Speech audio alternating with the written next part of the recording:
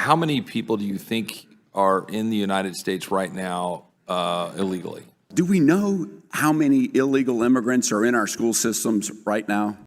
This clip is from a Rules Committee hearing with Chip Roy of Texas questioning Jamie Raskin of Maryland. The context of this interaction is Chip Roy just asked a very simple question: how many illegal immigrants are in the United States? And then they go back and forth about that. It's pretty wild that they're in a Rules Committee hearing. They ask a simple question like this, and Jamie Raskin has no idea. No one at the table has any idea of how many are here. And it seems like something that would be pretty basic. And that's what Chip Roy is arguing here.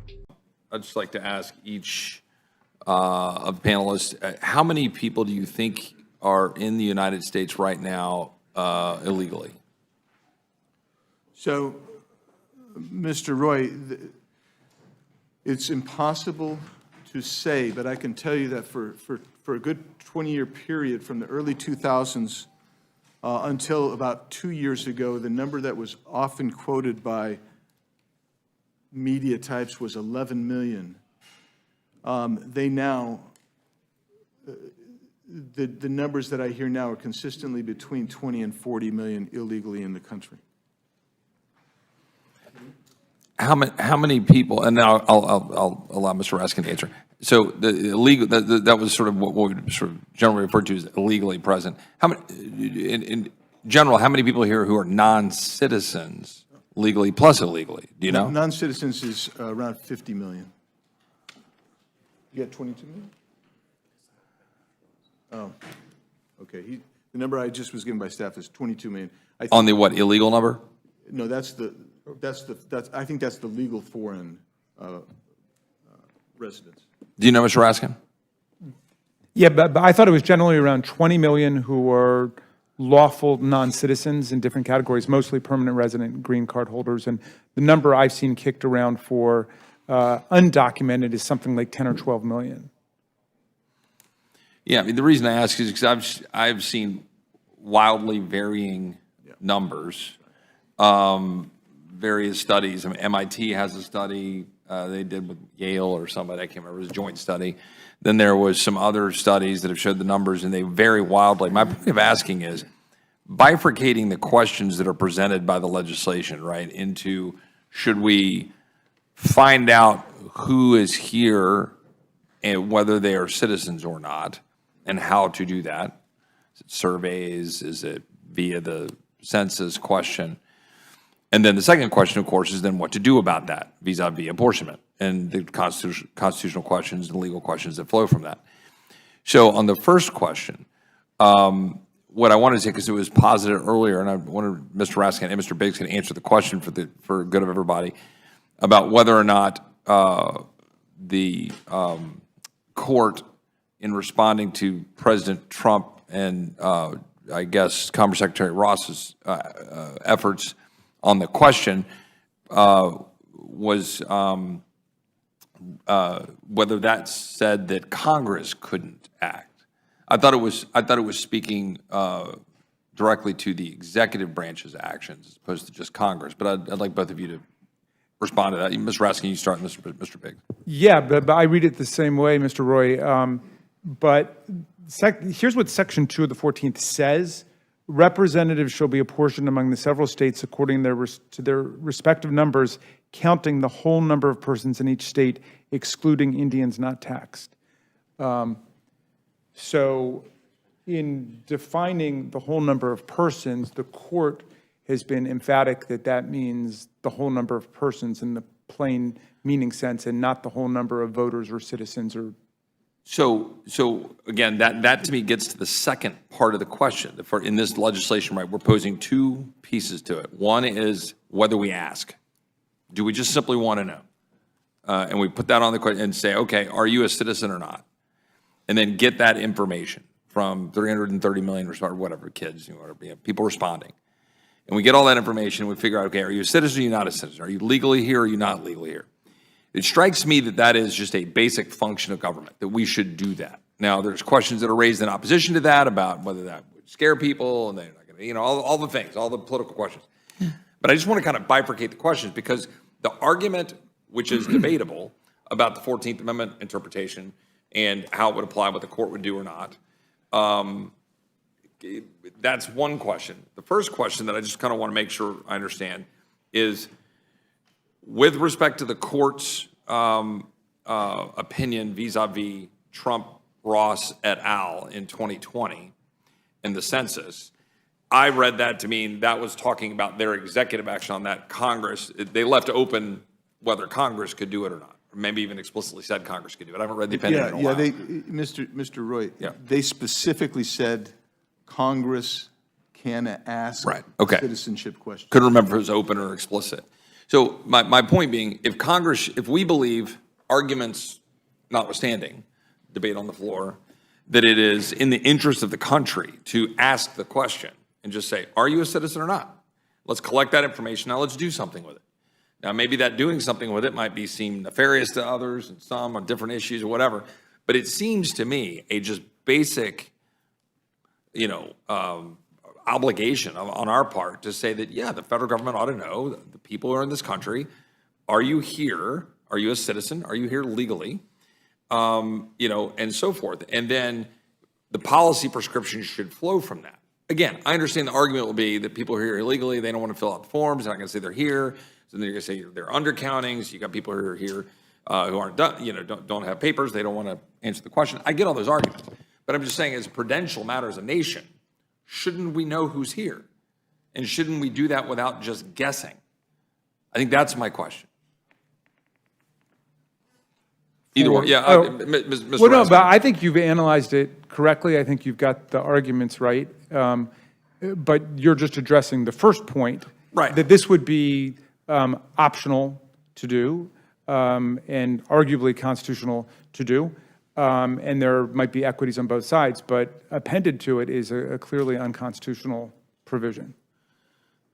Well, And go ahead, Mr. if I can just respond to that, I think it's far less clearly unconstitutional than my colleague asserts. so what you're talking about, you're talking about the second? Yeah, we're piece of talking about the question? apportionment, because Yeah, okay. there is no mandate in any of the canon of law that's interpreted this that is requiring. Would the gentleman pause for 1 second? Because I want to address that question Yeah. separately. But do we agree it is constitutional, lawful, Congress can do it, it's a prudential question, should we or should we not put a question on the census to determine whether or not you're a citizen or not? It's just a question of policy for us.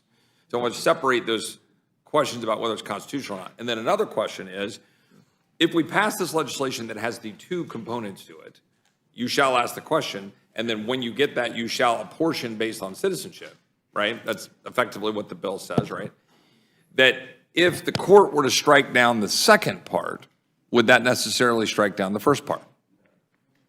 No, there's a severability clause. Right. But I think it's argue there's a important for the severability clause.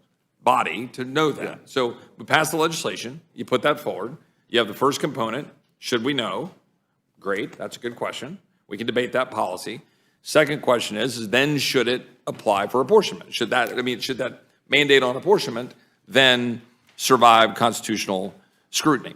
Yeah, and so then I think that now begs that question on whether it would survive constitutional scrutiny. Now, gentlemen, please proceed with your thoughts, and then Mr. Raskin, yours, which you've already said about Section 14. Mr. Raskin and I have a strong disagreement on the constitutionality. He quotes a portion of Section 2 of the 14th Amendment, but doesn't quote all of it. Because when you go to the back end of that same section, you'll see that there's a delineation and specific language that talks, with at least regard to the Electoral College, that apportionment can be lost because of disqualification of electors or voters. So that becomes an interesting dynamic to me. But I would also assert that our bill is consistent with my reading, at least certainly from dicta in Evanwell, that kind of gets to a different interpretation of whole. Even in that front section, you're not talking total. That becomes the real language, it's the total number. That's what they are asserting. And I'm asserting that this bill does not affect certainly the states, but My question that I'd ask Mr. Raskin, what's the limiting principle? Like, is there one? To what? To the question of whether, it's a genuine question for a friend, what would be the limiting principle on who is counted? So, Well, the census has said they don't count people who are, tourists from France who are in town. You've got to be living in the country. right, but is there a length of time that, and so my point is though, so this, yeah. Well, go ahead. domicile, as you know, is defined as physical presence with intention to remain. And maybe there's some grayness around the margins on that, but basically we know people who are physically present and intend to remain. This is shady for me in terms of my recollection, but I remember certain aspects of the history of this has also to do with not just physical presence, but allegiance and questions involving that. And so whether or not you're here and have allegiance to the United States, or, that those questions are relevant.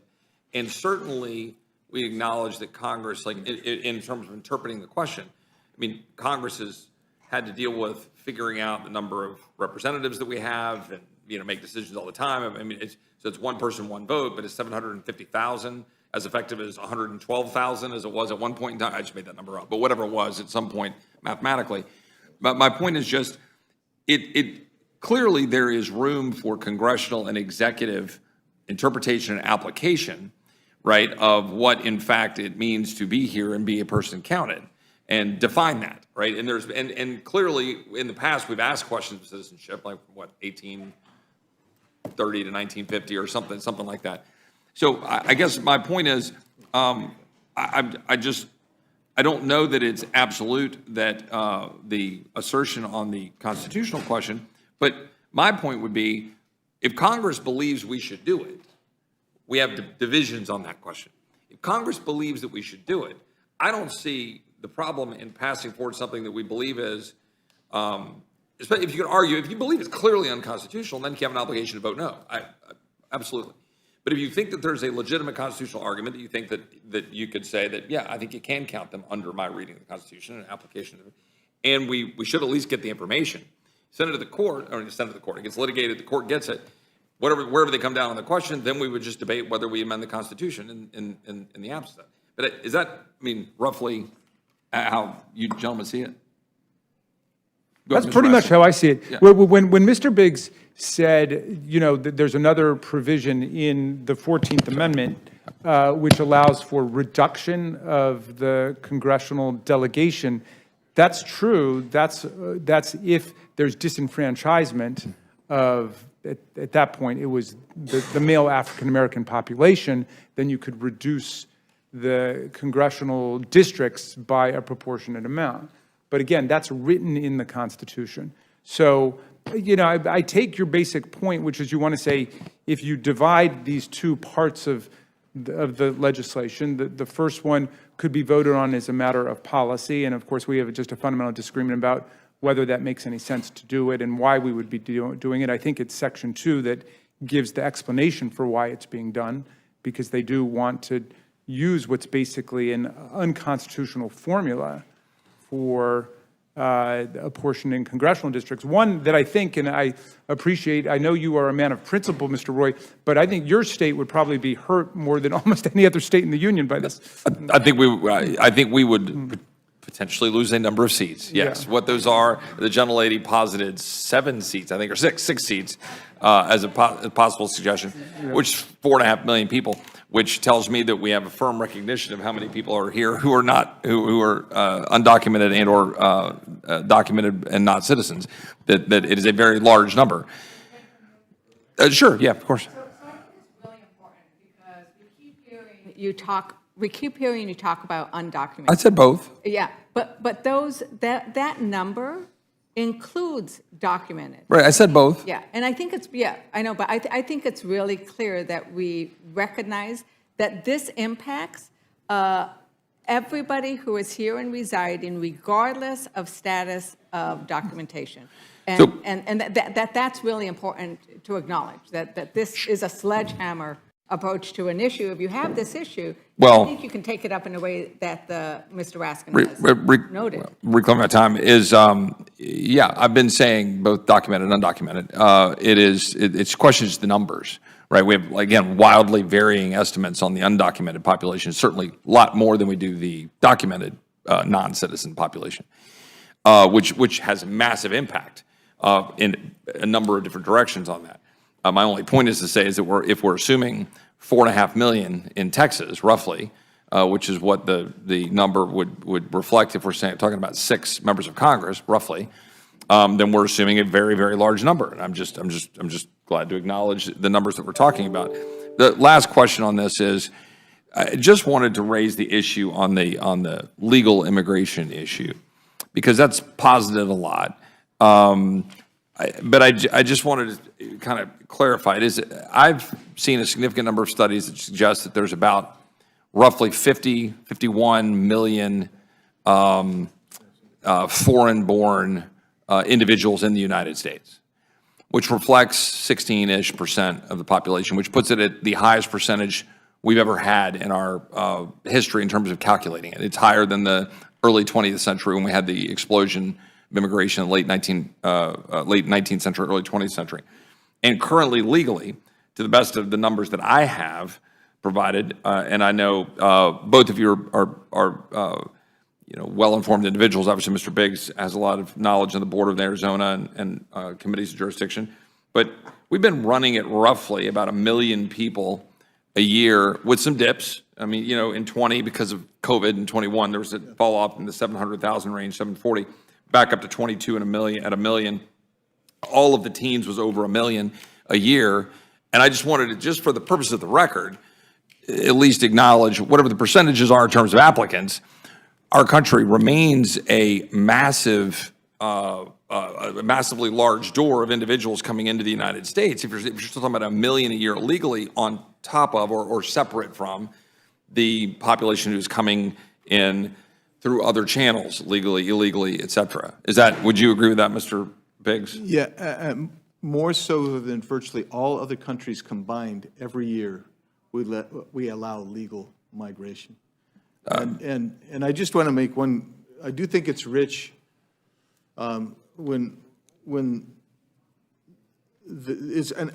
irony, when people claim that the language saying that this is unconstitutional is clear as it can be, but then refuses to use statutory language, even terms of art, on illegal aliens. I find that's rich with irony. I really do. Because, I mean, even Sting understands you have legal aliens and illegal aliens, and that's why in his song, Englishman in New York, he actually uses the term, correctly, the term of art, the statutory term. I just had to raise this, just a little cron.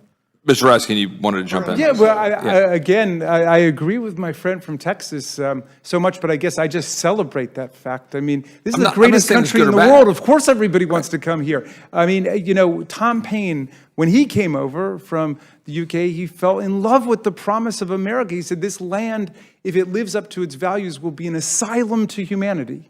And I not an insane asylum. I appreciate that from my friend from Maryland. I would say that we can agree on that point. But all I'm trying to do is establish for the record, for the average listener, the average American, that we're going about 1 million a year on top of our current population, which is roughly 50 million foreign-born, the highest percentage in history. We can say good, bad, how we teaching, how we, how do people adopt and build our country? Like, how do we have unity as a country? These are all questions that we should be wrestling with as Americans. I'm just saying it's a very big number. This next clip is along the same lines, with Aaron Bean of Florida questioning the Secretary of Education, Miguel Cardona, about illegal immigrants and how many are in the United States and how many are too many, things of that nature. You've been a teacher in Connecticut. You've been an administrator. You were a principal. Would you agree that one of the hardest parts of being an educator is the planning, the logistics of how many kids you have, how many little resources you have to make that out? Is planning a really tough part of being an educator? Planning is an important part of being an educator. Very good. So you would agree then when I hear from school districts of how hard it's been, the massive influx of illegal immigrants into our school system, you would agree that that's real. That's real, that they're having a hard time managing all these influx of students that they didn't know were coming. Planning for new students as a school principal was something that, we had to take into account. So it's a curveball. Do we know how many illegal immigrants are in our school systems right now? I can have my staff reach out to you about that information. I don't have it off the top of my head. So, but do you have any idea? Is it in the millions? Is it in the 100,000s? Do you have a general idea? And here's the thing. I should know the answer. I don't know. I've gone online to try to find the answer. I don't know the answer. But I would assume the Department of Education, you would know, but you don't know how many are here. I'd be happy to have my team follow up with you on specifics. No, I'm sincere when I say I'd like to know. Good. Does there come a number, though? Is there a number in the future that you would say, we just can't take any more? Is there a number that you would agree that we just can't take any more? It's causing our numbers, right, teaching our kids to suffer when we just can't logistically plan for the future. Is there a number that you would say enough is enough? So it is the There's not a number? The responsibility of educators as a school principal, I can tell you. Oh, you take everybody. I'm with you, and I understand that's the law. Anybody that comes, you take them. But is there a time you're going to say, enough? We got to call timeout. You would tell Joe Biden, timeout. We're stressed. As educators, it's really important that we meet the needs of our students. So there's no number, and I was hoping you'd tell me there's a number so I can say help is on the way or we'll hit that max, but there is no end in sight. We're all on our own. Are you aware how many schools have been either shut down or partially taken over to house illegal immigrants? I'm aware of cases of schools that how many? Have made. Do you know how many? Off the top of my head, I don't. It's a bunch, and one would be too many for those students that have to do that. So that's something to be aware of. That's when I hear our educators. We have a lot of struggles with numbers right now. I chair the subcommittee on K through 12, and our numbers since COVID have plummeted. And so we've got work to do, Mr. Secretary, and this is something that hopefully they won't have to do it. As I think it was President Reagan said, we're from the government. We're here to help.